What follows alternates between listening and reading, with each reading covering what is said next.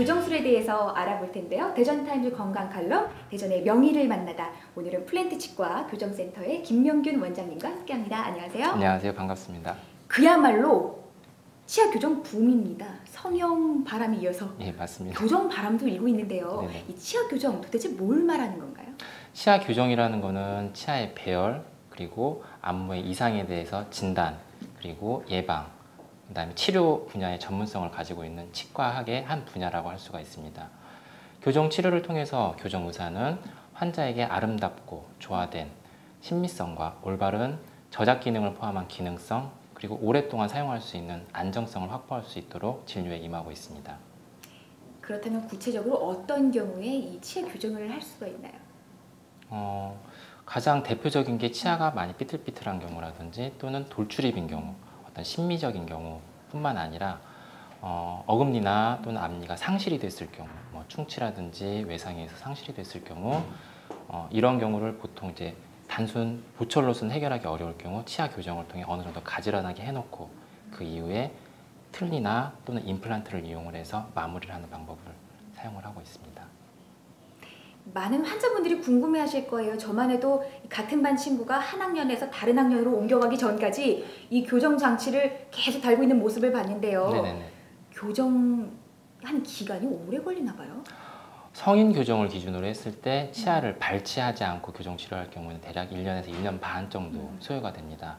하지만 발치를 하는 교정의 경우는 1년 반에서 2년 정도까지, 대부분 이 기간보다 짧게 걸리는 건 사실이긴 하지만 환자의 상태, 구체적으로 이야기를 하면은 위아래 치아가 맞물리는 정도라든지 또는 부정교합의 심한 정도, 치아가 움직이는 이동 거리, 입술의 돌출 정도라든지 환자 협조, 기타 등등의 이유를 통해서 조금씩 차이를 보이고 있습니다.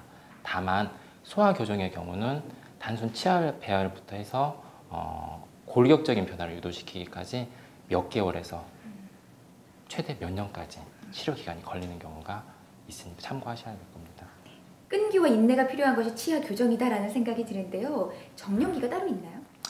적절한 시기란 환자분들이 교정 치료를 받기로 결정하는 바로 그 순간이 될 것입니다. 어떠한 경우는 3에서 5세 매우 어린 시기에 교정 의사를 통한 검진이 필요한 경우가 있을 수가 있고요.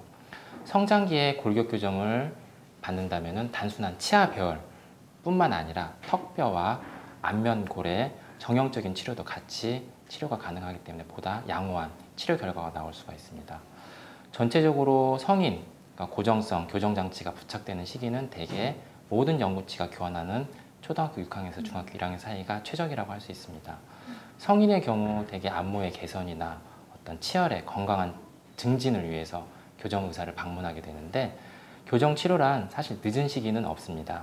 다만 골격적인 변화가 단순한 치아 교정만으로는 해결하기 어려운 성인에 있어서는 악교정 수술을 동반한 교정 치료를 권장하기도 합니다. 이 많은 분들이 공감하는 질문이 아닐까 싶은데요. 겉으로 보이는 이 투박한 교정기가 마음에 안 든다, 조금 아쉽다, 좀 예뻐 보이고 싶다 하시는 분들이 교정을 좀 미루는 분들도 계실지 모르겠어요. 다양한 종류가 나왔을 것 같은데 어떤 것들이 있나요? 예, 맞습니다. 기존의 금속형 장치물의 경우는 오래된 교정 장치물이지만 지금도 많이 쓰고 있습니다. 다만 방금 말씀하신 것처럼 보기 흉하다는 단점이 있습니다.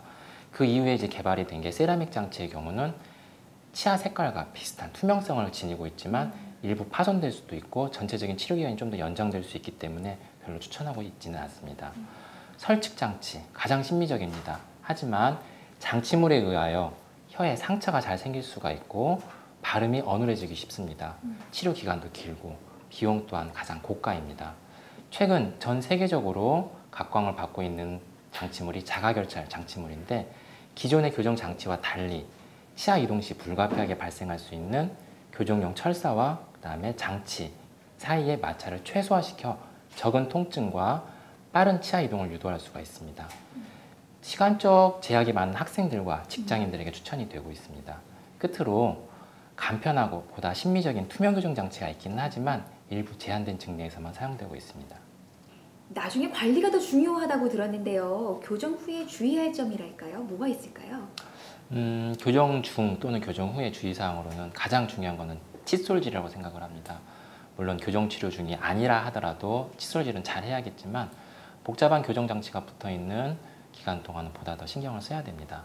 만일 교정 기간 동안에 어떤 칫솔질이 제대로 충분하게 되지 않는다면 충치나 잇몸 질환 같은 질환, 특히 치아 표면에 무기질이 빠져나가 푸석푸석해지는 탈회 등이 생길 수가 있기 때문에 주의를 하셔야 됩니다. 두 번째는 음식물입니다. 주의만 한다면 대부분의 음식물은 드실 수가 있습니다. 딱딱하거나 질긴 음식, 끈적끈적한 음식은 교정용 철사를 변형시키거나 장치를 탈락하게 만들어 전체적인 치료 기간을 연장을 시키게 됩니다. 더불어 환자의 연조직에 상처를 줄 수가 있습니다. 세 번째는 병원에서 지시한 대로 고무줄이나 장치를 잘 착용을 하셔야 됩니다. 전체적인 성인 교정 치료 기간이 끝났다 하더라도 유지 장치를 착용을 하여 치아가 틀어지는 것을 방지를 해줘야 되는데 협조를 해주지 않게 되면 치아는 처음 상태로 돌아갈 수 있습니다. 이 치아 교정으로 환한 웃음을 되찾고 싶어하는 환자분들에게 한 말씀 해주세요. 네. 교정 치료라는 것은 결코 쉬운 작업이 아닙니다. 환자는 큰 비용과 오랜 기간을 투자를 하는 거고 저는 정성을 투자를 해서 하나의 작품이 완성이 됩니다.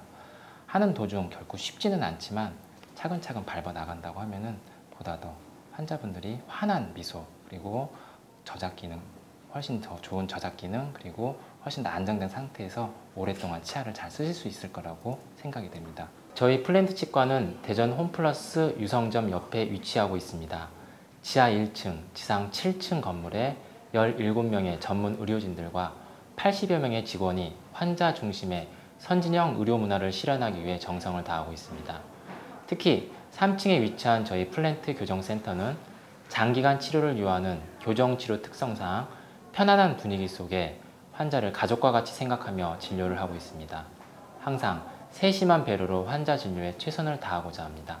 네, 이 치아 교정으로 자신감 있는 표정과 환한 미소를 다시 찾아보시기 바랍니다. 대전타임즈 건강 칼럼, 대전의 명의를 만나다, 플랜트 치과 교정센터의 김명균 원장님과 함께했습니다. 말씀 감사합니다. 감사합니다. 네, 많은 걸 알고 가는 것 같아요. 아유, 도움이 됐으면 다행이고.